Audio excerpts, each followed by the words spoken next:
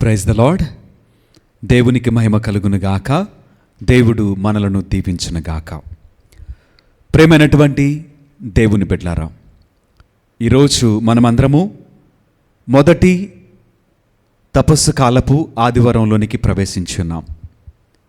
ఈనాటి దివ్యవాక్కు పట్టణాలను ధ్యానించినట్లయితే మొదటి పట్టణము ద్వితీయోపదేశ కాండము 26వ అధ్యాయము 4వ వచనం నుంచి 10వ వచనం వరకు. రెండవ పట్టణము రోమీలకు రాసినటువంటి లేఖ 10వ అధ్యాయము 8వ వచనం నుంచి 13వ వచనం వరకు. సువిశేష పట్టణము లూకాసు వార్త 4వ అధ్యాయము 1వ వచనం నుంచి 13వ వచనం వరకు. కొంతసేపు దేవుని వాక్యాన్ని ధ్యానం చేద్దాం. లూకాసు వార్త 4వ అధ్యాయము పరిశుద్ధ వచనములు 1 నుండి 13 వరకు వాక్యము. యేసు పవిత్రాత్మతో పరిపూర్ణుడై యోర్దాను నుండి తిరిగి వచ్చి ఆత్మ ప్రేరణ వలన ఎడారి ప్రదేశమునకు నడిపింపబడెను. అచట 40 దినములు సైతానుచే శోధింపబడెను. ఆ దినములలో ఆయన ఏమీయూ తినలేదు. ఆ దినములు గడిచిన అనంతరము ఆకలిగొనెను. అప్పుడు సైతాను యేసుతో, నీవు దేవుని కుమారుడవైనచో ఈ రాయిని రొట్టెగా మార్చుము అనెను. అందుకు యేసు, మనుష్యుడు కేవలము రొట్టె వలననే జీవింపడు అని వ్రాయబడి ఉన్నది అని వానికి సమాధానమును ఇచ్చెను. అంతటా సైతాను ఆయనను పైకి తీసుకొని పోయి రెప్పపాటు కాలములో ప్రపంచములోని రాజ్యములను అన్నింటినీ చూపి, ఈ రాజ్యముల సర్వాధికారమును వాని వైభవమునెల్లా నీకు ఇచ్చెదను. అట్టి అధికారము నాకు కలదు. నేను కోరిన వానికి వాటిని ఇయ్యగలను. కనుక నీవు నన్ను ఆరాధించినచో ఇది అంతయు నీ సొత్తు అగును అనెను. అందుకు యేసు, నీ దేవుడైన ప్రభువును నీవు ఆరాధించి ఆయనను మాత్రమే సేవింపవలెను అని వ్రాయబడి ఉన్నది అని పలికెను. పిమ్మట సైతాను యేసును యెరూషలేమునకు తీసుకొని వెళ్ళి దేవాలయ శిఖరమును నిలిపి ఇట్లనెను, నీవు దేవుని కుమారుడువైనచో ఇచ్చట నుండి క్రిందికి దూకుము. ఎలైనా ఇట్లు వ్రాయబడి ఉన్నది, నిన్ను రక్షింప దేవుడు తన దూతలకు ఆజ్ఞ ఇచ్చియున్నాడు. మరియు నీవు రాళ్లపై పడి గాయపడుకొనున్నట్లును నిన్ను వారు తమ చేతులతో ఎత్తిపట్టుకొందురు. అందులోకు యేసు, ప్రభువైన నీ దేవుని శోధింపరాదు అని చెప్పబడినది కదా అనెను. ఇట్లు ఆ సైతాను అనేక విధములా శోధించిన పిదప తగిన సమయమునకై ఆయనను విడిచి వెళ్ళెను. ఇది క్రీస్తుని సువిశేషము. క్రీస్తువా మీకు స్తుతి కలుగును గాక. ప్రియా సహోదరి సహోదరులారా, దేవుడు మనందరికీ కూడా మరికొంత సమయాన్ని దయచేస్తూ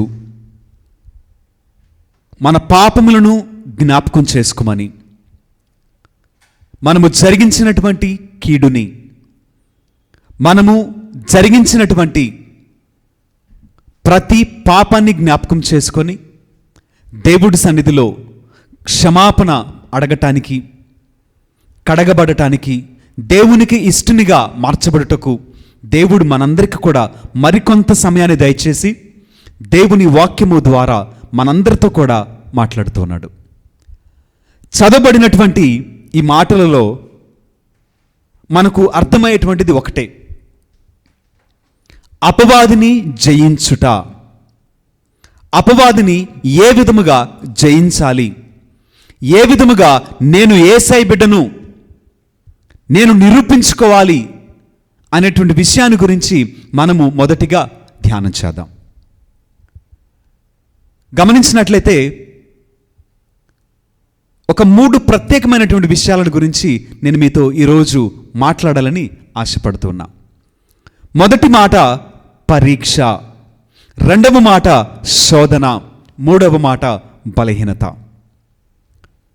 ఈ 3 మాటలు కూడా ఒక వ్యక్తి అపవాదిని జయించగలుగుటకు, ఇది అపవాది కార్యము అని గ్రహించగలుగుటకు, నేను బానిసను కాను అని గ్రహించుటకు, తద్వారా మన బ్రతుకును మార్చుకోవటానికి, మన విశ్వాసాన్ని మార్చుకోవటానికి, జ్ఞానాన్ని పొందటానికి, స్వేచ్ఛ స్వాతంత్రము కలిగి దేవుని బిడ్డలుగా జీవించగలుగుటకు అవకాశము ఉన్నది. మొదట మాటగా పరీక్షను గురించి మనం ధ్యానం చేద్దాం. పరీక్ష అనేటువంటిది ఎప్పుడు కూడా చాలా చాలా మంచిది. పరీక్ష అనేటువంటిది చాలా పాజిటివ్. ఎందుకు పాజిటివ్ అంటే పరీక్ష వలననే మన విశ్వాసము, మన ప్రార్థన, మన నీతి, మన భక్తి యథార్థమని నిరూపించబడతాయి. పరీక్ష వలననే ఒక విశ్వాసకు విలువ పెరిగిద్ది, ప్రార్థన విలువ పెరిగిద్ది, ఘనతను పొందుకుంటాం, గౌరవాన్ని పొందుకుంటాం, బహుమానాన్ని పొందుకుంటాం. మన విలువ ఉన్నతముగా హెచ్చింపబడటానికి మొదటి మెట్టే పరీక్ష. చిన్న ఉదాహరణ మనం తీసుకుందామండి. ఇప్పుడు ప్రత్యేకంగా విద్యార్థులు పరీక్షలు రాస్తున్నారు. ఇంటర్ ఫస్ట్ ఇయర్ వాళ్ళు, ఇంటర్ సెకండ్ ఇయర్ వారు, మరికొన్ని దినాలలో 10th క్లాస్ వాళ్ళు పరీక్షలు రాయబడుతున్నారు. అయితే ఈ విద్యార్థులందరూ కూడా సంవత్సర కాలం అంతా కూడా వాళ్ళు స్కూల్కి వెళ్ళారు. స్కూల్కి వెళ్ళి అక్కడ వాళ్ళు ఉపాధ్యాయులు బోధించింది నేర్చుకున్నారు. వారు నేర్చుకున్నారు అని ఒక విద్యార్థి చెబితే మనమందరం నమ్మేస్తామా? నమ్మం కదా. ఎంత నేర్చుకున్నాడు, ఎంత జ్ఞాపకం ఉంది, అది తనకు ఎలా ఉపయోగపడింది అనేటువంటిది పరీక్ష ద్వారా మాత్రమే తెలిసిద్దండి. ఆ పరీక్షలో వచ్చినటువంటి ఉత్తీర్ణతను బట్టి, తను పొందుకున్నటువంటి మార్కులను బట్టి ఆ విద్యార్థి ఇంత జ్ఞాపకం ఉంచుకున్నాడు, ఆ విద్యార్థికి ఇంత ఉపయోగపడింది అని చెప్పి మనమందరం కూడా మాట్లాడుకుంటాం.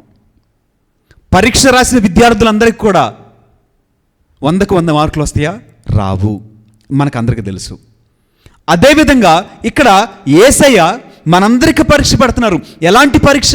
నీ విశ్వాసానికి పరీక్ష, నీవు చేసేటువంటి ప్రార్థనకు పరీక్ష, నీ నీతికి పరీక్ష, నీ పరిశుద్ధతకు పరీక్ష, నీ ప్రేమకు పరీక్ష, నీ భక్తికి పరీక్ష, నీ యథార్థమైనటువంటి మనసుకి పరీక్ష.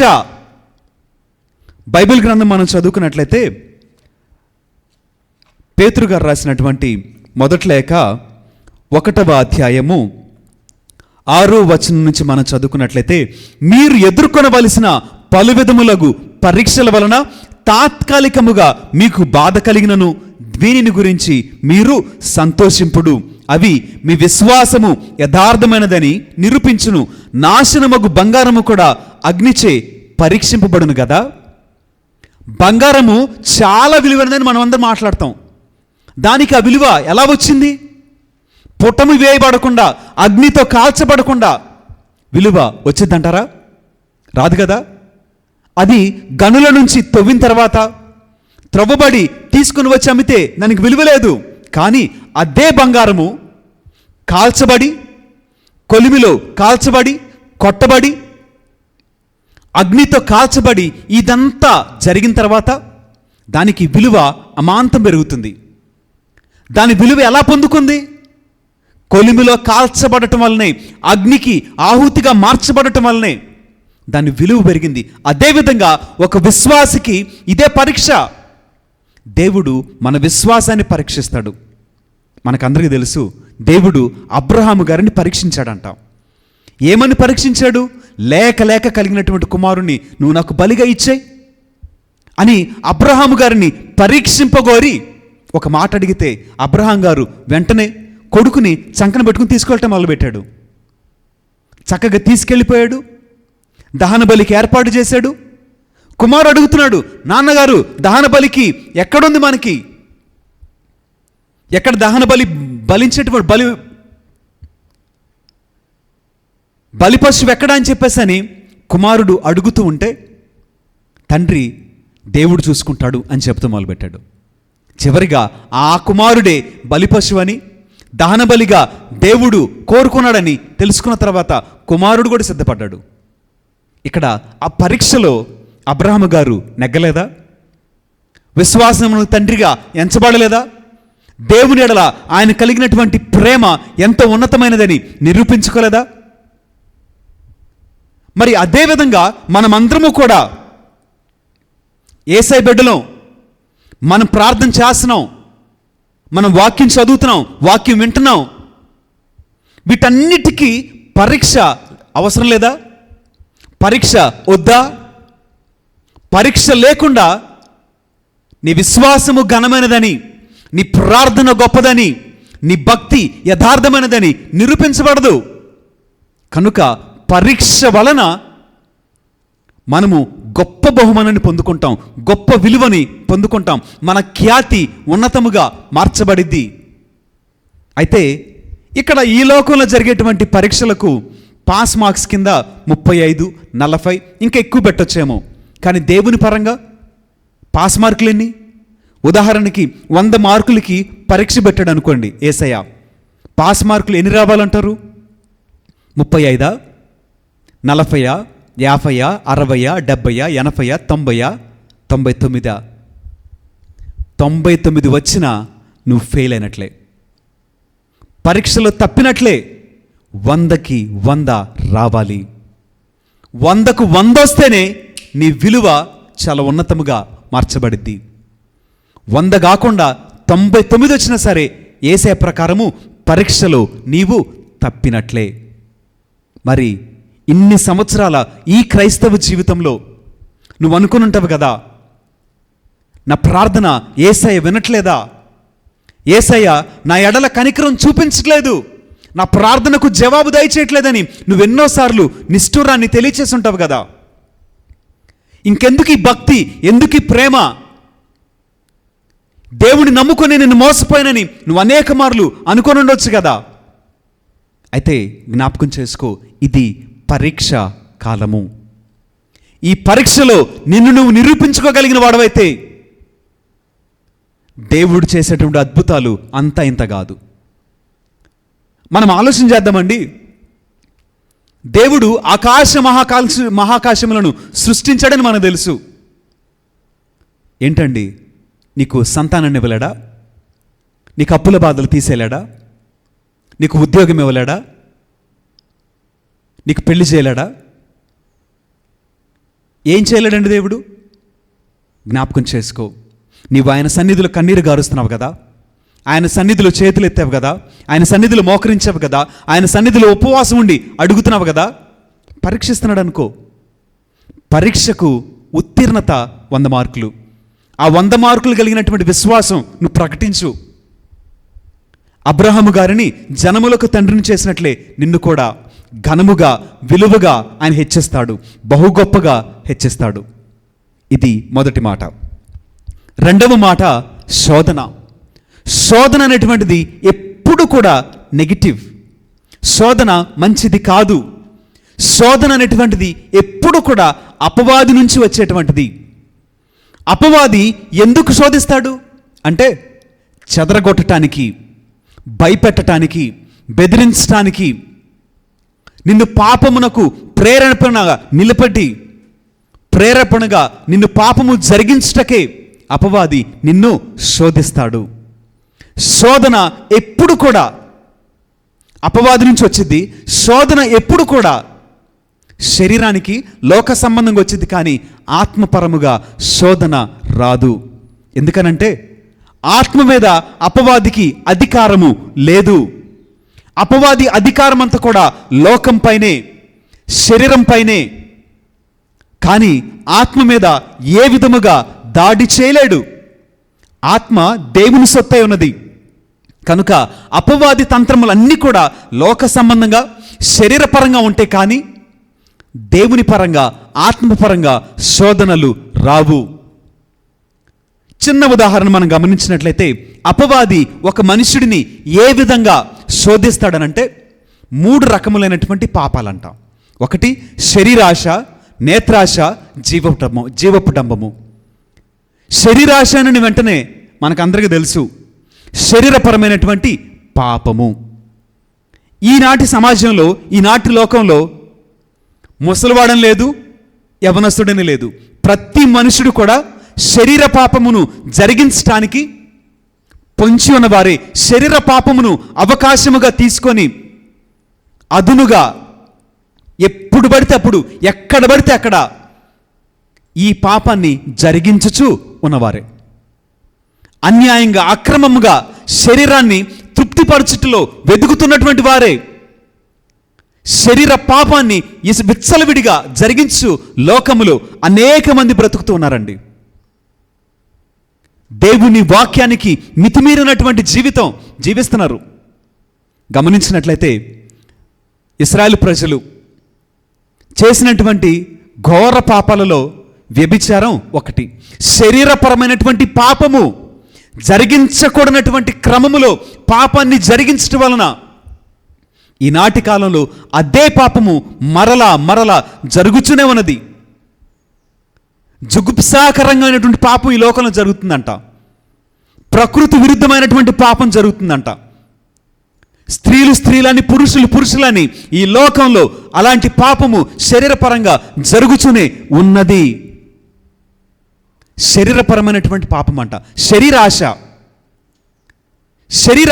ఇది ఒక విధమైతే మరొక విధానము ఏంటి అనగా తిండి, ఆహారము విచ్చలవిడిగా తినటమే.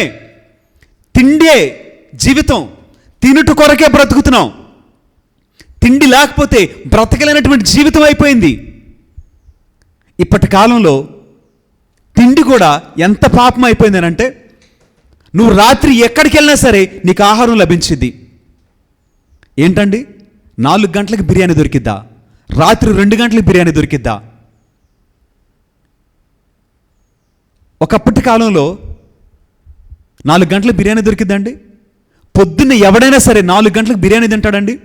100 కేజీలు బిర్యానీ వండినా 4 గంటలకి దానికోసం కూడా ఆవురావురమంటూ ఇప్పటికీ లైన్లో నుంచొని 4 గంటలు బిర్యానీ తినడానికి వెళ్ళేవాళ్ళు ఎంతమంది లేరంటారు?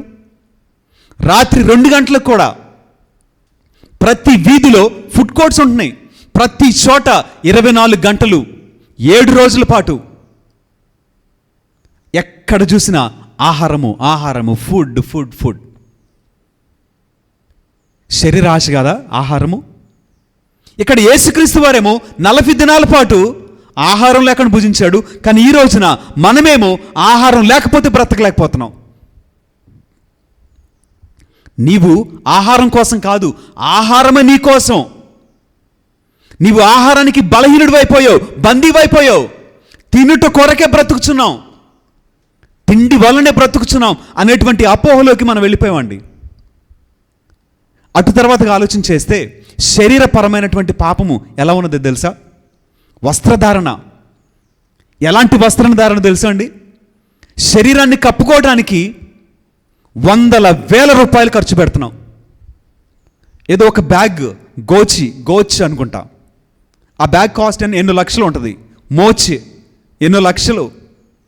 ఆఫ్టర్లో ఒక బ్యాగ్, తగిలించుకునే బ్యాగ్ లక్షల్లో ఉంటుంది. వేసుకునేటువంటి బట్టలు లక్షలు, చెప్పులు లక్షలు, స్పెక్స్ లక్షలు. ఇవన్నీ కూడా దేనికోసం? శరీరం కోసం కాదా? ఒక చిన్న మాట చెప్పమంటారా?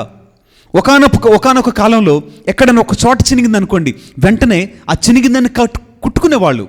ఆ చిరిగినటువంటి ప్రదేశాన్ని ఏదో ఒక రూపంలో కప్పుకోవడానికి ప్రయత్నం చేసేవారు. శరీరాన్ని దాచుకునేవాళ్ళు, అందుకోసం ప్రయాసపడేవాళ్ళు. కానీ ఈ కాలంలో శరీరాన్ని చూపించడానికి పోటీ పడుతున్నారు. శరీరాన్ని చూపించడానికి చిరిగిన బట్టలే కొనుక్కుంటున్నారు. అప్పటి కాలంలో ఒళ్ళంతా కప్పుకోవడానికి పెద్ద పెద్ద వస్త్రాలు కుట్టించుకుంటే, ఈ కాలంలో వస్త్రాలలో పొదుపు వచ్చేసింది. ఎలాగంటే తెలుసా?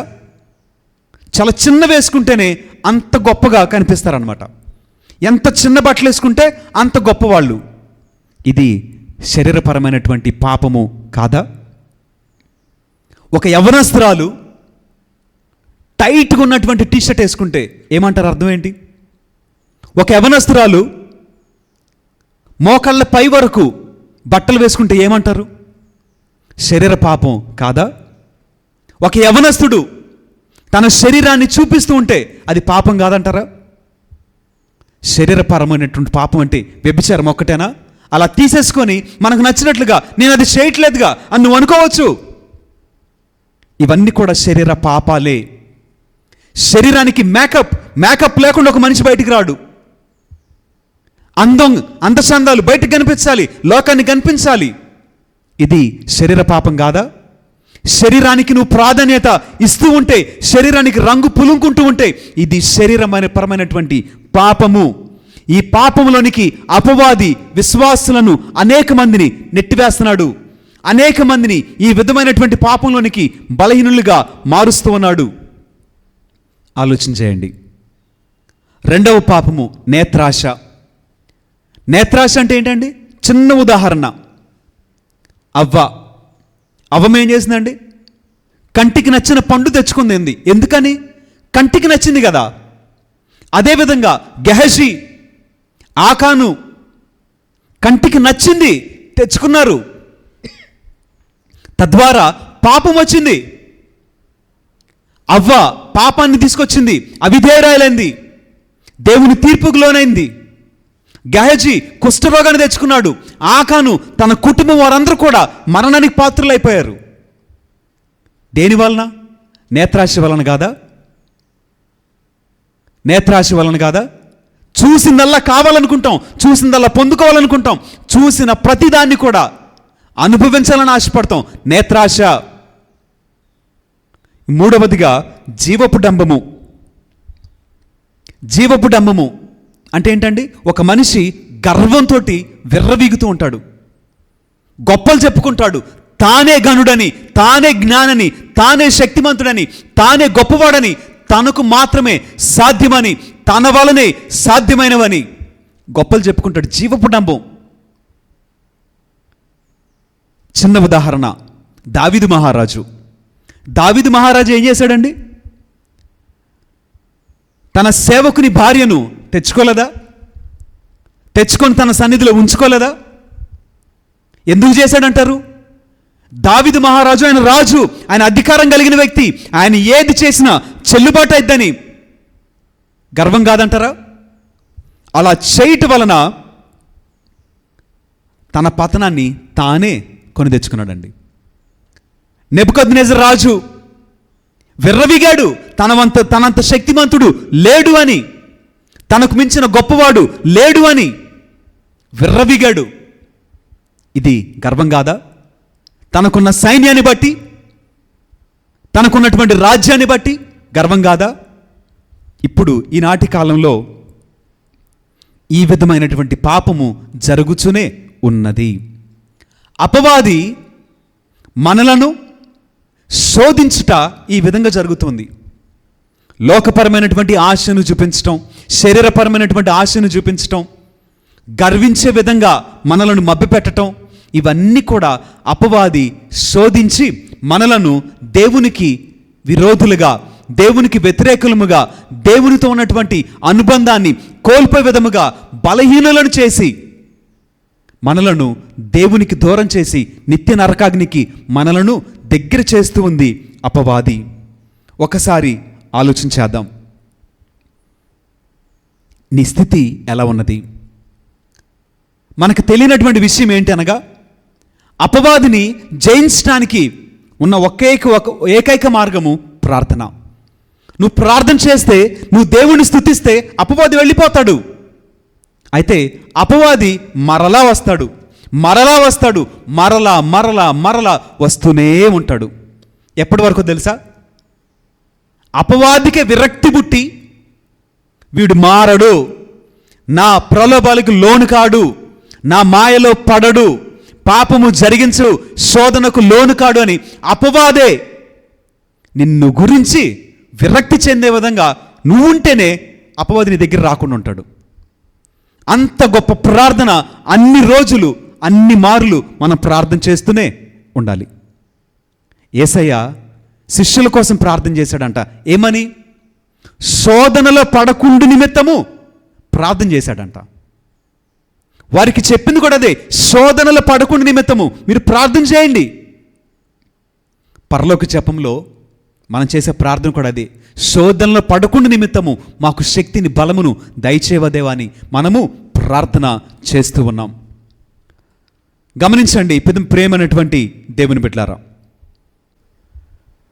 బైబిల్ గ్రంథంలో మనకు కొన్ని ఎగ్జాంపుల్స్, కొన్ని ఉదాహరణలు కూడా ఈ 3 పాపాల గురించి మనం మాట్లాడుకుంటే, యోసేపు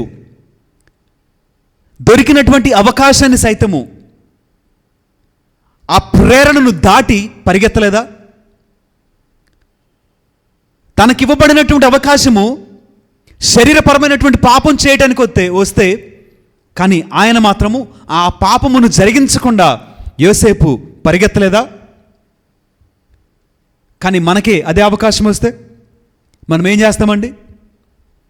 ఒకసారి ఆలోచన చేయండి. దానియేలు గారికి, ఎలీషా గారికి ఒక గొప్ప పదవిని ఇస్తానని నెబుకద్నెజర్ రాజు చెప్తే ఆ పదవిని చాలా సున్నితంగా తిరస్కరించారు దానియేలు గారు. అదేవిధంగా ఎలీషా గారు, నయమాను ఎన్నో కానుకలు తీసుకొచ్చిస్తే ఎలీషా గారు చాలా సింపుల్గా, వద్దు, వీటిని నీ దగ్గర ఉంచుకో అని చెప్పి చాలా సున్నితంగా వాటిని తిరస్కరించారు. బాప్తిస్మిచ్చు యోహాను గారండి, దేవుడు ఎంతో గొప్పవాడిగా ఈ లోకంలోనికి రక్షకుణ్ణి లోకానికి పరిచయం చేయడానికి పంపిస్తే ఆయన అంటాడు కదా, నేను ఆయన కాలి చెప్పులను విప్పుటకైనను నాకు యోగ్యత లేదంటాడు. చూడండి, యేసుక్రీస్తు వారి జీవితంలోనికి ఆయనకి శోధన ఎలా వచ్చింది చూడండి. ఆ శోధనలు లోకపరమైనటువంటిది కాదా? శరీరపరమైన ఆహారాన్ని భుజించడానికి కాదా? లోక అందచందాలను చూపించలేదా? దేవునిని శోధించమని అడగలేదా? మరి యోసేపు గారు, దానియేలు, ఎలీషా గారు, బాప్తిస్మిచ్చు యోహాను గారు దీనికి ఉదాహరణలు కావా మనకి? అయితే మనం కొంతసేపు గమనించినట్లయితే యేసే దగ్గరికి అపవాది వచ్చి మాట్లాడుతున్నాడు కదా, ఇదిగో రాళ్లను రొట్టెలుగా చేసుకుని తిను అన్నాడు. కానీ యేసయ్య ఎంత చక్కటి సమాధానం చెప్పాడు తెలుసా? మనిషి కేవలము రొట్టె వలన జీవింపడు, కానీ దేవుడు వచించే ప్రతి వాక్కు వలన, ప్రతి మాట వలన మనిషి జీవిస్తాడు. అవకాశం ఉంది, పాపం చేయటానికి రాళ్ళను రొట్టెలుగా మార్చుకునే అవకాశం ఉంది, శక్తి ఉంది, అధికారం ఉంది. అయినప్పటికీ కూడా యేసయ్య చెప్పిన సమాధానము, మనిషి రొట్టె వలన జీవింపడు, కానీ దేవుని మాట వలన జీవిస్తాడు. ఎందుకని? 40 దినముల పాటు యేసయ్య ఎలా బ్రతికాడు? ప్రార్థనలో తండ్రితో మాట్లాడటం వలన కాదా? తండ్రి జీవింప చేయలేదా? మోషే గారు అందుకు మినహాయింప? మోషే గారు 40 దినముల పాటు 40 పగళ్ళు 40 రాత్రులు ఆయన దేవుని సన్నిధిలో గడపలేదా? ఎలా బ్రతికాడు మరి ఆయన? యోహాను గారు పద్మాసు ద్వీపంలో ఎలా బ్రతికాడు మరి ఆయన? అక్కడ ఏ భోజనం ఉంది? ఎలా జీవించాడు మరి ఆయన? ఒక మనుషుడిని బ్రతికింప చేయుట దేవుని చిత్తము, అది ఆయన మహిమ. నీవు ఆహారం వల్ల బ్రతుకుతున్నావు అనుకుంటే అది అపోహ. ఆహారం తిన్నటువంటి మనుషుడు ఆహారం వలన బ్రతకడు, కానీ దేవుని కృప వలన బ్రతుకుటకు ఆజ్ఞ ఇచ్చాడు కనుక నువ్వు బ్రతికి ఉన్నావు, అంతే. ఆ జ్ఞానము మనము కలిగి ఉండాలి. రెండవదిగా, అపవాది యేసయ్యకు లోకంలో ఉన్న సమస్తాన్ని కనురెప్ప పాటలు చూపించాడంట. ఈ అధికారం అంతా నేను నీకు ఇచ్చేస్తా, నువ్వు గనక నాకు సాష్టాంగపడితే, నువ్వు నా ముందు తల వంచితే సమస్తం నుండి నీకు ఇచ్చేస్తా, అట్టి అధికారం నాకు గలదన్నాడు. కానీ యేసయ్య చెప్పిన సమాధానం ఏంటో తెలుసా అండి? నీ దేవుడని యెహోవాను మాత్రమే ఆరాధింపవలేను. కానీ ఈ లోకంలో మనం ఏం చేస్తామండి? మనుషులను ఆరాధిస్తున్నాం, అధికారులను ఆరాధిస్తున్నాం, వైద్యులను ఆరాధిస్తాం, లోకము పైన ఆధారపడతాం, వీటన్నిటికీ తల వంచుతాం. ఎందుకో తెలుసా? లోకము శాశ్వతమని మనం ఎంచుతాం, కానీ యేసేమన్నాడు తెలుసా? లోకము దాని వ్యామోహము గతించును, కానీ దేవుని వాక్యము ప్రకారము జీవించేవాడు చిరంజీవి అగును, అది శాశ్వత జీవి అగునని యేసయ్యకు తెలుసు. మరి మనకు తెలీదా? చివరిగా, ఇదిగో నీ దేవుడని యెహోవాను శోధింపమని బైబిల్లో ఉన్నటువంటి వాక్యాన్ని యేసయ్యకి ఎత్తి చూపిస్తున్నాడు. మరి మన జ్ఞానం ఎంత బైబిల్ ప్రకారంగా? మనం ఎంత జ్ఞానం కలిగి ఉన్నాం బైబిల్ ప్రకారంగా? అవకాశం దొరికినప్పుడల్లా ఏ దేవుడిని మనము శోధించట్లేదా? మన అవిశ్వాసాన్ని ప్రకటించట్లేదా? దేవుడు నా ఎడలే, నాకే చేయలేదు, నన్ను ఆదుకోవట్లేదు, నన్ను పట్టించుకోవట్లేదు, నా పరిస్థితి ఇలా ఉండిపోయింది అని దేవుడిని ప్రతి క్షణం మనము శోధించట్లేదా? ఒకసారి ఆలోచన చేసుకుందాం. ప్రేమైనటువంటి దేవుని బిడ్డలారా, మనము గనక బైబిల్ గ్రంథం చదివినట్లయితే యాకోబు గారు రాసినటువంటి లేఖ 1వ అధ్యాయము 12వ వచనము, శోధనకు గురి అయినను విశ్వాసము కోల్పోని వ్యక్తి ధన్యుడు. ఎలైనా పరీక్ష యందు అతడు ఉత్తీర్ణుడగుటతో అతనికి జీవకిరీటము ప్రసాదింపబడును. అది తనను ప్రేమించు వారికి దేవుడు వాగ్దానమునర్చిన బహుమానము. ఏ వ్యక్తి అయినను అట్టి పరీక్షచే శోధింపబడినచో నేను దేవునిచే శోధింపబడుచున్నాను అని అతడు పలుకరాదు. ఎలైనా ఏ దుష్టశక్తి చేతను దేవుడు శోధింపబడనేరడు. ఆయన ఎవరిని శోధింపడు. తన దుష్టవాంఛలచే తానే ఆకర్షింపబడి చిక్కుపడినప్పుడు మానవుడు శోధింపబడును. ఇక్కడ శోధన దేనికొచ్చింది అనంటే కేవలము మన దుష్ట వాంఛల వలన, మన స్వకీయ దురాశల వలన, మన ఆశలు వ్యామోహాల వలన, మన బలహీనతల వలన శోధనకు మనం లోనవుతున్నాం. చివరి మాటగా బలహీనత. శోధన అనేటువంటిది పాపమునకు ప్రేరణ అయితే, స్వకీయ దురాశలైతే, ఈ పాపమును జరిగించడానికి అపవాది అనేక అగ్నిబాణాలు వేస్తూ ఉంటే ఒకానొక రోజున అది నీకు తగిలి దానిని బట్టి నువ్వు పాపం చేయటానికి ప్రారంభించి అలా పాపం చేస్తూ ఉన్నావు అనుకోండి, అక్కడ నీవు బలహీనుడిగా మార్చబడతావు. వాక్యం సెలవిస్తుంది కదా, యోహాను సువార్త 8వ అధ్యాయము 34వ వచనము. ఏలైనా పాపము చేయి ప్రతివాడును పాపమునకు దాసుడు, పాపమునకు బానిసగా మార్చబడతాడు. మరి సాతానుడు శోధించాడు, పాపము చేయమని ప్రేరేపించాడు. నువ్వు పాపమును చేసిన వాడవైతే, పాపమును చేస్తూ ఉన్నవాడవైతే నీవు పాపమునకు బందీగా మార్చబడతావు, పాపమునకు దాసుడు అయిపోతావు, పాపమునకు బానిసవైపోతావు. ఈ బానిస బ్రతికి బలహీనత. అది చేయకపోతే నువ్వు బ్రతకలేవు, అది లేకపోతే నువ్వు బ్రతకలేవు, అది చూడకుండా నువ్వు ఉండలేవు. ఈనాటి కాలంలో అనేక మంది బలహీనత కలిగి జీవిస్తున్నారు, బలహీనులుగా మార్చబడ్డారు. ఫోన్ లేకపోతే ఒక మనిషి బ్రతకలేని పరిస్థితిలో ఉన్నాం, ఒక మనిషి లేకపోతే బ్రతకలేని బలహీనతలో ఉన్నాం, ఒక మనిషి మాట వినకపోతే బ్రతికేటువంటి పరిస్థితులు మనం లేము. ధనం లేకపోతే బ్రతకలేం, హోదా లేకపోతే బ్రతకలేం, పదవి లేకపోతే బ్రతకలేం, అధికారం లేకపోతే బ్రతకలేం. లోకానికి బానిసలమైపోయి బ్రతుకుచున్నాం. మనిషికి బలహీనత కలిగి మనిషికి బానిసవై బ్రతుకుచున్నాం. ఎవరు చెప్పారండి నీకు నువ్వు బానిసవని? ఎవరు చెప్పారండి నీకు బలహీనత ఉన్నదని? ఒకసారి ఆలోచించేద్దాం.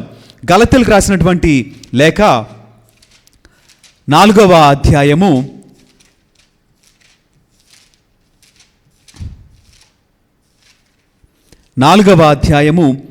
7వ వచనము. కనుక దేని వలన ఇక నీవు బానిసవు కావు, పుత్రుడవు. నీవు ఆయన పుత్రుడవు గనుక వారసుడవు కూడా. దేవుని వాక్యం చాలా సెలవిస్తుంది, నీవు బానిసవు కావు. దేని వలన, ఎవరి వలన? నీవు బానిసవు కావు, నీవు దాసుడవు కావు, నీవు కుమారుడివి, నీవు వారసుడివని దేవుని వాక్యం అంతా మాట్లాడుతుంది. కానీ అపవాదేమో నీవు బానిసవు అని చెప్తూ ఉంటుంది, నీకు చేత కదని చెప్పిద్ది, నీవు బలహీనుడు అని చెప్పిద్ది, మరొక్కసారి ఈ పాపం చేయి, చివరిసారి కదా అని నిన్ను ప్రేరేపించింది. కానీ యేసయ్య మాత్రం మరొక వైపున నీకు చెప్తూ ఉంటాడు కదా, నా కుమారుడా ఈ పాపము చేయొద్దయ్యా, ఈ పాపము జరిగించి పాపమునకు బానిసగా మార్చబడొద్దు. నీవు బానిసవు కాదు, నీవు నా సృష్టివి, నీలో నా ఆత్మన్నది, నీలో నా శక్తి ఉన్నది, నీలో నా జీవమున్నది, నీకు నా బలమిచ్చి ఉన్నాను. కనుక నీవు పాపము చేసి పాపమునకు బానిసగా మారొద్దు. నీవు నా కుమారుడివి, నేనిచ్చు రాజ్యమునకు వారసుడివి అని యేసయ్య మనతో మాట్లాడుతున్నాడు. మరి ఎవరి మాట వింటావు? యేసయ్య మాట వింటే నీవు బలహీనుడవు కావు అని, నీవు బానిసవు కావు అని, పాపమునకు దాని వ్యామోహానికి లోను కావు అని, నీవు యేసయ్య బిడ్డవని, తద్వారా నీతి రాజ్యపు వారసుడివని ప్రకటించు. అపవాది మాటలను వినక, అవి చెవిని పెట్టక, ఆ పాపమును జరిగించక జీవించుటకు ప్రయత్నం చేద్దాం. పరీక్ష, శోధన, బలహీనత, ఈ మూటిని గురించి మనము జ్ఞానము కలిగి నడుచుకుందాం. దేవుడు మనలను దీవించునుగాక. ఆమేన్. ప్రియమైన దేవుని బిడ్డలారా, ఈ వాక్యము మీకు అర్థమైనట్లయితే వాక్యమును మరికొంతమందికి షేర్ చేయండి. మరికొంతమంది వాక్యమును ఆలకించగలుగుటకు, మరికొంతమంది దేవునిని తెలుసుకొనుటకు, మరికొంతమంది జ్ఞానము ప్రకారము జీవించగలుగుటకు మీ వంతు సహాయం చేయండి. మీకు ఏ ప్రార్థన అవసరతున్నా కింద ఇవ్వబడినటువంటి ఈ నెంబర్కి మీరు ఎప్పుడైనా ఫోన్ చేయండి. మీతో మాట్లాడటానికి, మిమ్మల్ని దేవుని పరంగా బలపరచడానికి, మీ కొరకు ప్రార్థన చేయడానికి ఎప్పుడు కూడా నేను సిద్ధంగానే ఉంటాను. దేవుడు మనలను దీవించునుగాక. ఆమేన్.